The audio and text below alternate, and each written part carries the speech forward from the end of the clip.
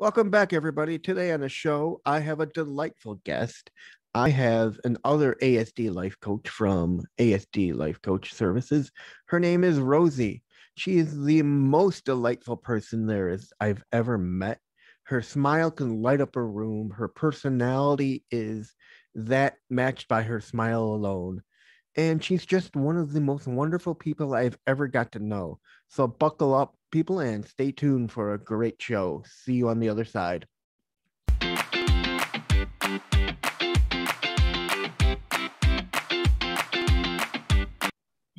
Hello, everybody, and welcome to Stories, part of Inside the Asperger Studio. Today, I'm joined with Rosie, who is got the biggest smile in the world. I'm hoping you guys can see her. You'll see her on my YouTube channel. But if you can't see her, I'll put up a good picture of her. She's also got a personality to match that smile. Welcome to the show, Rosie. Hi, Reed. Thank you. You're welcome. Great introduction, by the way. Thank you so much. You're very welcome. Let's start out very simple. Where'd you grow up? I grew up in New Jersey, a little town, Metuchen, very small back in my day. Very small, like less than 4,000 people. Wow, that's a really small town. Small town. Everybody knew everybody. So it's one of those towns where someone sneezes that everyone says God bless you. Absolutely. It was like Mayberry. We all knew each other. We all looked out for one another. Great little town. What was it like growing up there? It was good. It was good. You know what? The neighborhood kids played outside. We all played together. There was no, you know how they have like the groups, like, this group and that group. We were just all friends.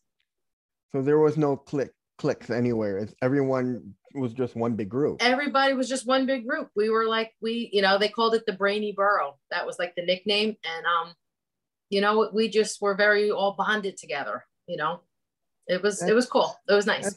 That's pretty cool. I mean, not a lot of people can say they have a very tight-knit friendship with when they were in school, because when you're in a big town, you have everyone in their own clique and it's hard to make friends. Where you had everybody in one big group, and it just absolutely. My graduating class, I graduated high school in 1980, was 156 kids, I believe, and now they're like thousands of kids graduate. So that blows my mind that we had such a small class, and we, all first name basis. We all knew. Then the brothers and sisters came up. We just, we all just hung out. It was nice. It was real nice. So it was kind of like the school where teachers knew generations upon generations upon generations. Most definitely. Yes. It was almost like here where my brother went to high school and the teachers knew me from my brother. From him. Yeah. Everyone knew generation down and down and down and down. Yep. And I mean, it wasn't rare to run into like one of your teachers at the, the pharmacy or the food store. And, it was like, hi, Mrs. So-and-so. And, you chatted, and it was just like that throughout the whole town. And we walked everywhere. There's no buses. It was a 2-mile radius. The town was 2 miles by 2 miles. So we walked everywhere. No school buses, no. So what was your relationship like with your parents? I had a very good relationship with my dad. I'm one of three. I'm the middle, older brother, younger sister. Not to get too personal, but my mom was a tough cookie, and we bumped heads a lot. So you can kind of see that toughness in you, because when I see you talking in the group, you feel that tough love coming from you towards everybody. That is my whole approach, I think, to everybody, to life in general. I am just a very independent, very strong, very headstrong. I could be flexible. I listen to people, but I'm definitely not a pushover, not a coddler. I am pretty tough. Yeah, I can tell. You're almost like Jacqueline. You say it like it is. I do say it like it is, and that can work against me at times, Reed. It can. Yeah. Anyways, did you have a smooth transition from teenagehood to adulthood? If you asked me at that time, I would have said yes. But looking back, I have to say no. Reed, I got married very young, 21. Wow, that is young. Yes, yes. Engaged at 19, married at 21. So thinking that I was an adult, you know what I'm saying? Like thinking Mm-hmm. that, hey, I'm, 19, I can get married if I want. I could.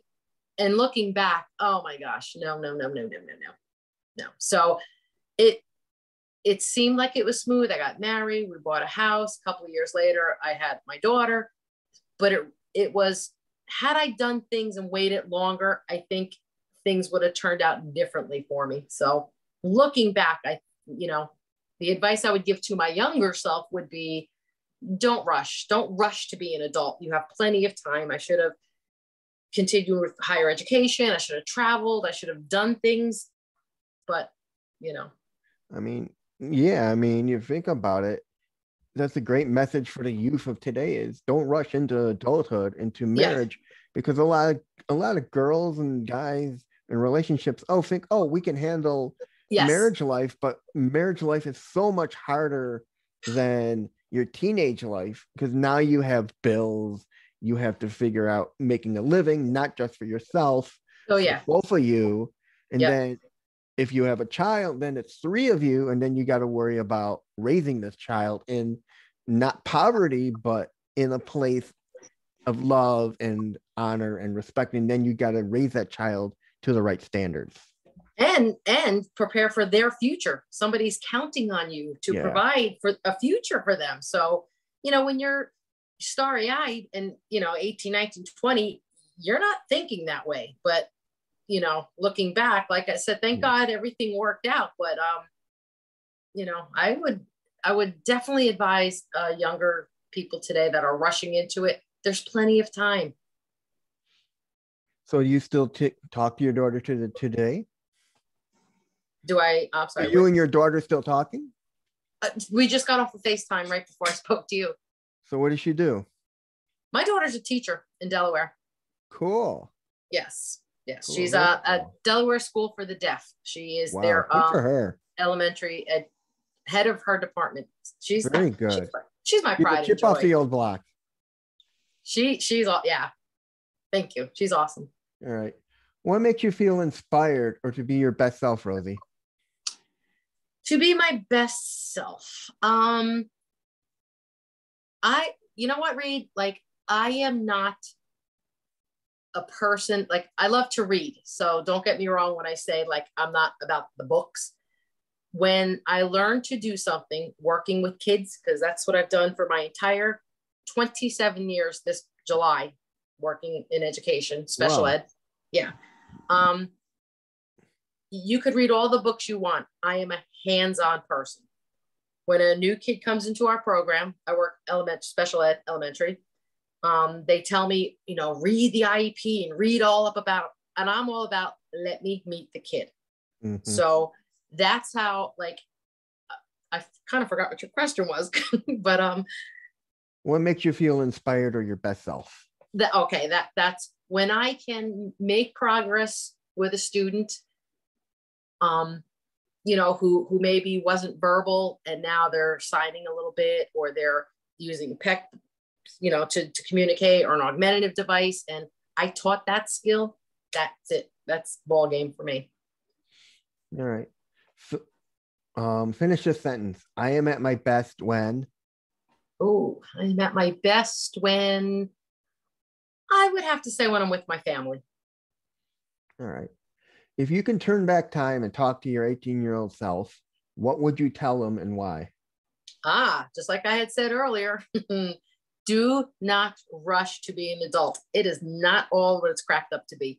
Like you were saying before, like, you just think of like the fantasy version of, we'll get married and we'll have kids and a nice house. And you're forgetting about the car insurance bill and this bill, and the kid gets sick and there's medical bills. And, there's just, I would tell myself to slow it down, more education, travel more, take more classes in the arts, maybe painting, learn a language, just like really absorb more of the world before I kind of try to create my own. And I think that's what I did at that age. I tried to create this little family life outside of my family, All right. Now something a little bit more whimsical. If you could have Ooh, a billboard with anything on it, what would it be and why? billboard. It's probably not going to be as interesting as you think it might be, but huge dog lover. And I am just all about rescue and stop the breeding. Do not buy from the puppy mills and the pet stores. Rescue, rescue, rescue. Mm-hmm. Okay. What is your favorite childhood memory? Hmm. Childhood memory.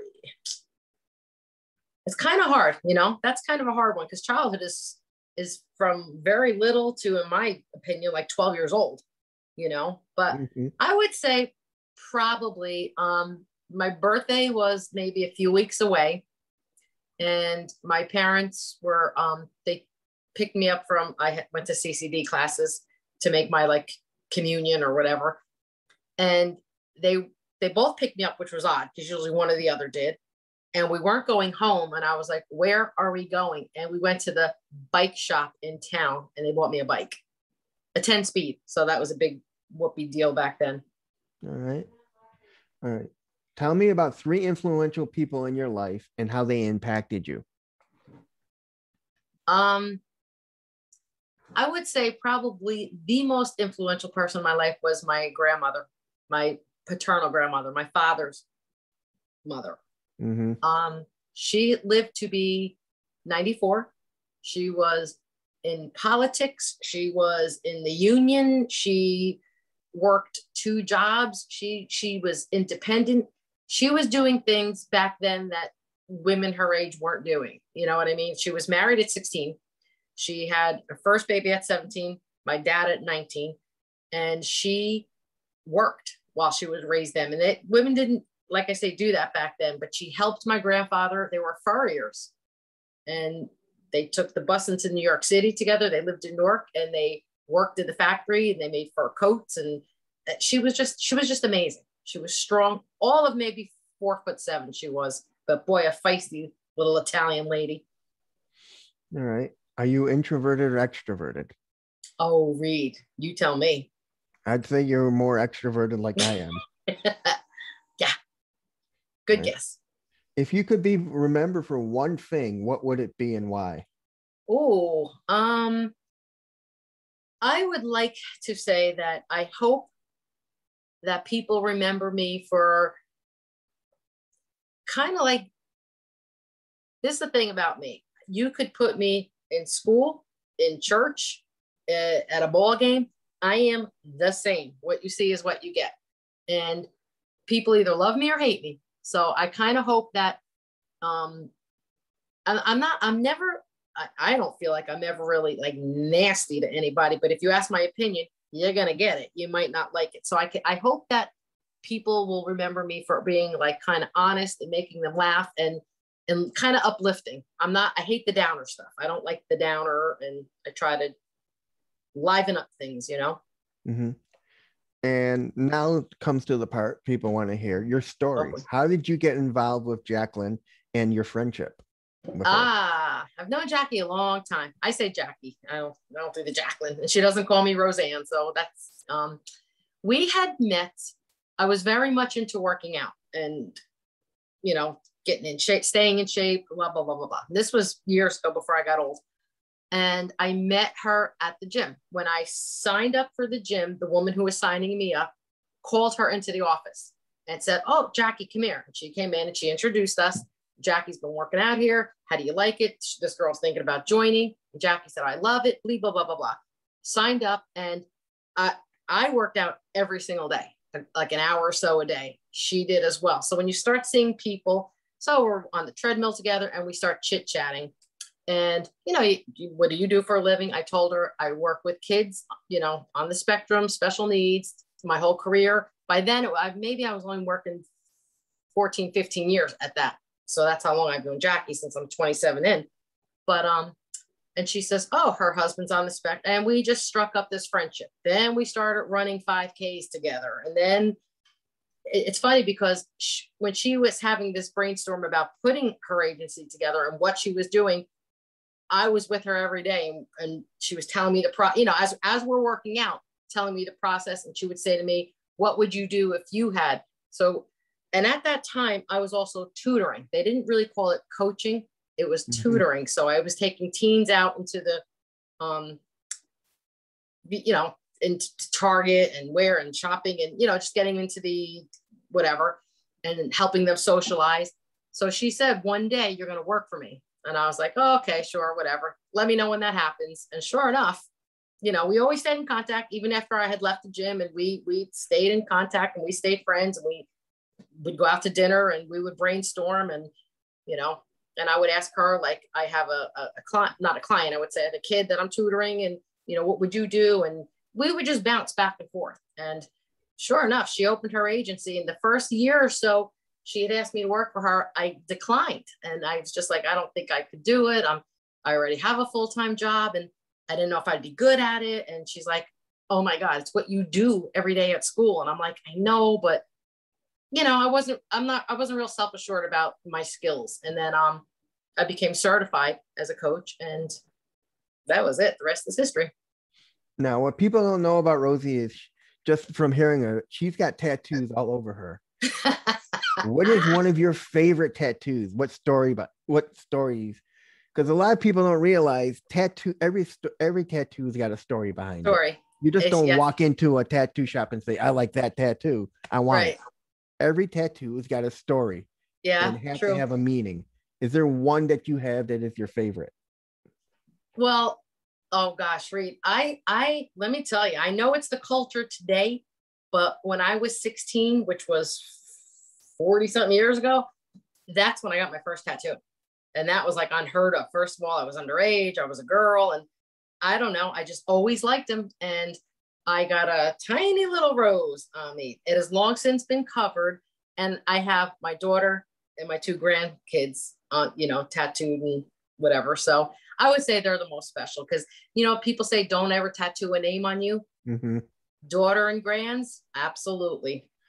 Well, I know that feeling. My brother, his first wife, he got her name tattooed on his ankle. They got divorced. He had to get covered up with a whole new tattoo. Yep.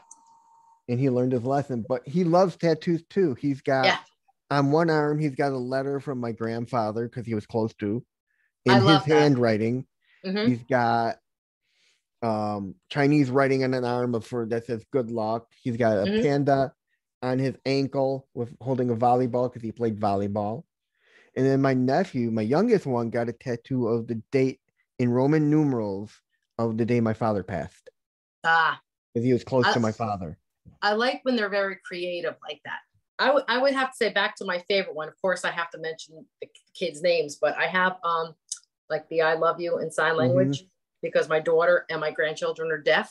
Oh, wow. So yes, and my son-in-law. So I have a whole you deaf had to family. learn ASL. I am fluent in ASL and taught several classes. So maybe you should teach the group one day. I actually took a class and Jesse was in it, which is a client. Yeah, so Jesse did really well with it, but that's probably my favorite because it's the I love you and it's a heart. But you know what? I also ride a Harley, so I have a lot of like skull and like bikery tattoos that, love. Anyways, we come to the part of the show that everyone wants to hear, the questionnaire. All right, what is your favorite word? I struggle with these kind of things. Favorites are hard because I love words. I love talking, but I don't know. Maybe like the word celebrate because, I like yay or, or freedom. Like I love that kind of stuff. What is your least favorite word? Least favorite word. Everybody says moist. That doesn't bother me.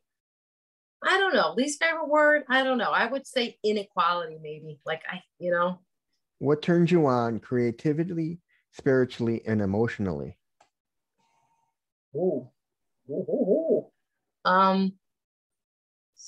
Creative. Maybe like music.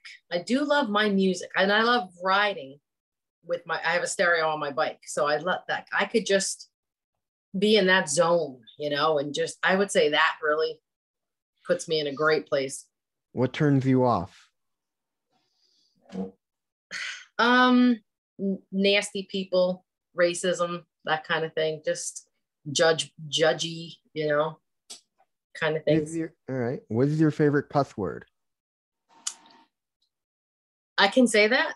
Yes. It's not pretty. Go for it. Francesco said asshole, so. So that's Miles. See, he was being kind. All right, I'm just gonna say I'm a little embarrassed to say it because if when I'm around my friends, it's a whole different story. But I think cocksucker is a good, he's such a cocksucker. Like I think it really makes an impact statement. Well, it's funny because Jacqueline you heard hers. She could not say it. She's like, she never cusses, but she never does. She's like, but if I drop the F-bomb, I mean it. 100%. I don't, for as long as I've known her, I don't think I ever heard her.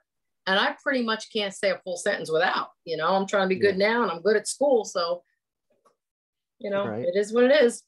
What sound or noise do you love? I love the sound of Harleys. I hear that. Boy, my head is poking right out that window. Love that sound. What sound or noise do you hate? I think probably the noise I hate the most is when trucks back up and that beep, beep, beep, or babies crying. Because the fact that a baby is in distress on any level just is very uneasy for me. What's your favorite color? Blue, since I was a little kid. Easy. What's your least favorite color? I don't know that I really have one. I don't think I do. I like them all. All right. What profession other than your own would you like to attempt? Oh, geez. I think I want to be Francesco when I grow up. I don't, you know what, Reed? I think I'm right where I've always wanted to be. I can't imagine. I've loved kids and I've worked with kids my whole career, and I don't think I could really do anything else. What profession would you not like to do? Would I not like to do? Probably, in all honesty, I don't think I would do well, like I guess they're like social workers and they go into homes where like DIFUS and, there's domestic violence and kids are abused or neglected. Yeah. Mm-mm. And if heaven exists, what would you like to hear God say when you arrive at the pearly gates? Well, in my opinion, heaven does exist. And he's going to say, I'm glad you got your shit together because we were worried about you for a long time. And lastly, when you arrive at heaven, who would you like to meet? Wow. My grandmother, my dad, and my husband that passed. I hope he's there. And that's it. Thank you, everyone, for listening to Stories with Rosie. And make sure to tune in for the next week's episode. And I'll see you the next time. And that's Thank you. Bye-bye.